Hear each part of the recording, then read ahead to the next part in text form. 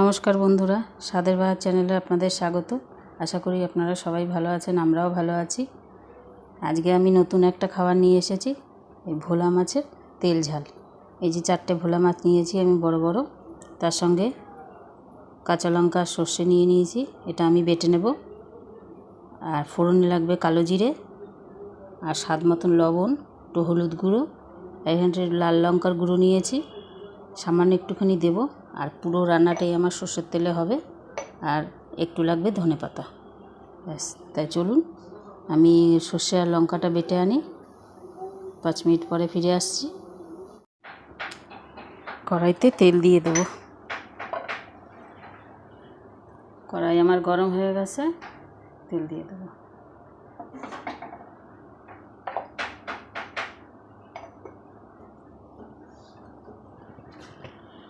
এই মাছে নুন হলুদ মেখে নেব।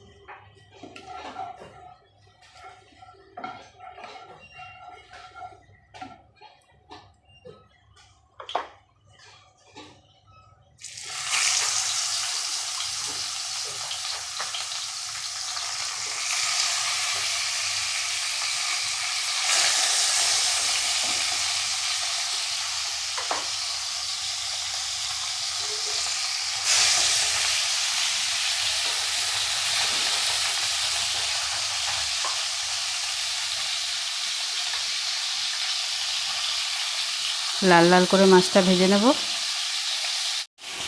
মাছ ভাজা আমার হয়ে গেছে, মাছটা তুলে নেব।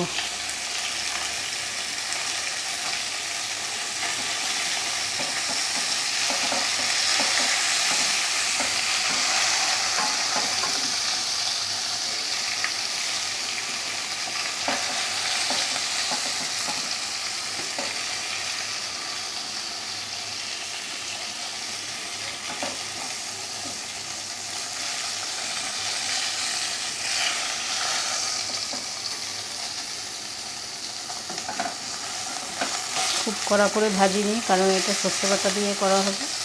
এই হালকা, খুব কড়াও না আবার খুব ইয়েও না, কাঁচাও না।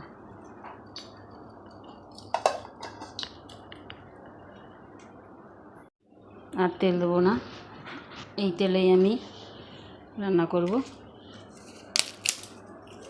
একটা তেজপাতা দিলাম, একটা শুকনো লঙ্কা, কালো জিরে,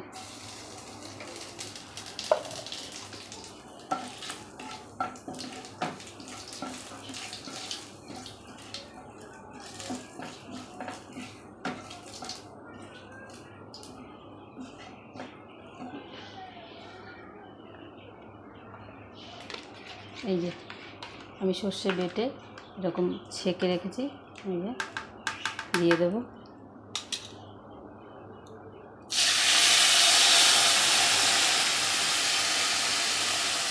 কষাটা গ্যাস আর থাকে না।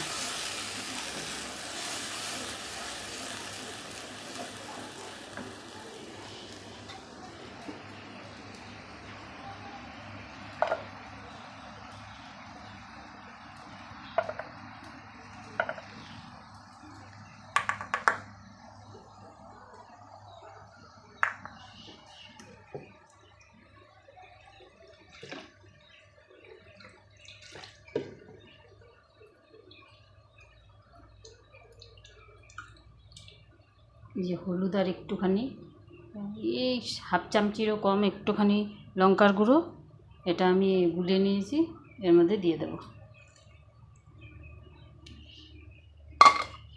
জল দিয়ে গুলে এর মধ্যে দিয়ে দিলাম।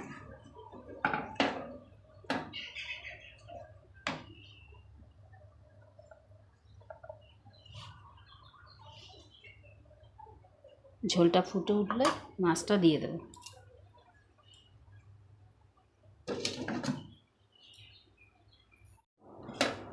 ঝোল আমার ফুটে গেছে, এবার মাছটা দিয়ে দেব।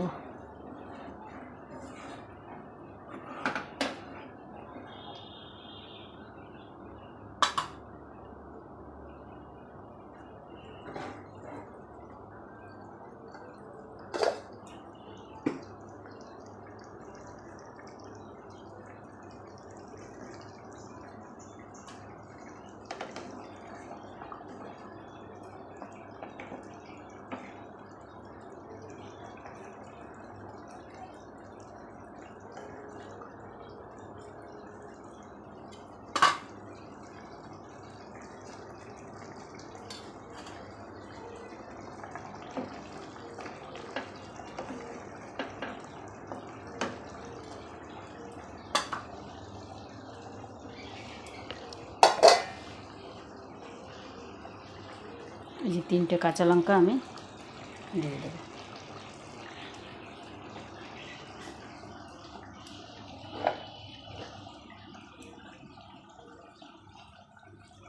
নুনটা দিয়ে দেবো। মাছে তো নুন মাখানো ছিল, যার জন্য অল্প নুন দিলাম।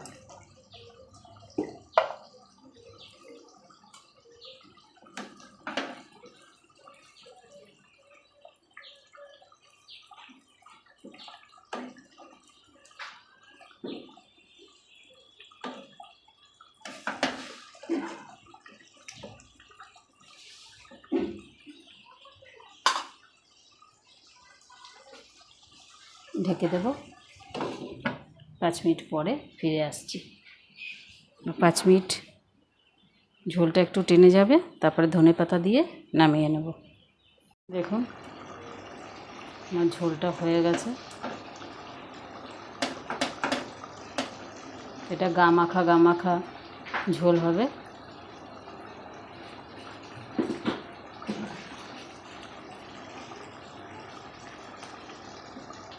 ধনেপাতা দিয়ে দেব।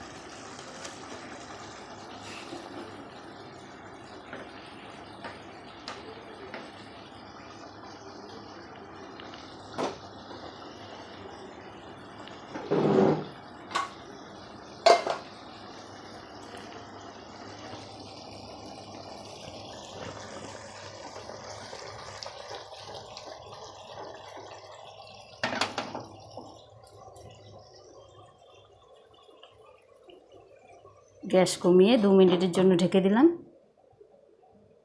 তাহলে ধনেপাতার গন্ধটা পুরো তরকারিটার মধ্যে যাবে।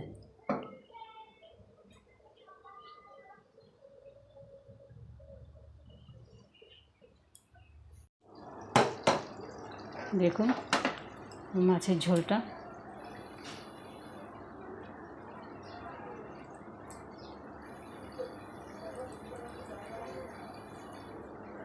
দেখুন আমার ভোলা মাছের তেল ঝাল তৈরি হয়ে গেল।